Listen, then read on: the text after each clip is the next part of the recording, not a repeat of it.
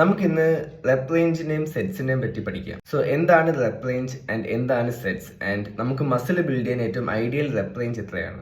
നിങ്ങളുടെ അടുത്ത് ഒരു 15 പുഷപ്സ് എടുക്കാൻ പറഞ്ഞാൽ ആ 15 നമ്പേഴ്സ്, അതായത് നിങ്ങൾ 1 2 3 ഈ പോകുന്നതിനെയാണ് റെപ്പ് റേഞ്ച് എന്ന് പറയുന്നത്. ഇനി ഇത് റിപ്പീറ്റ് ചെയ്യുക, അല്ലെങ്കിൽ നിങ്ങൾ 15 പുഷപ്സ് നിങ്ങൾ 2 ടൈംസ് അല്ലെങ്കിൽ 3 ടൈംസ് റിപ്പീറ്റ് ചെയ്യാൻ പറയുകയാണെങ്കിൽ that is number of sets. ഇനി ഇതിലേതാണ് ഐഡിയൽ റെപ്പ് റേഞ്ച്? മോസ്റ്റ്ലി എല്ലാവരും പറയുന്നത് 6 to 15 or anywhere between 6 to 12 ആണ് ideal rep range for muscle building. 6ന് താഴെയാണ് പവർ ലിഫ്റ്റേഴ്സിന്റെ റെപ്പ് റേഞ്ച് ആൻഡ് 15ന് മേലുള്ളത് ഐ ഡോണ്ട് നോ എക്സാക്ട്ലി അതാക്കാണ്.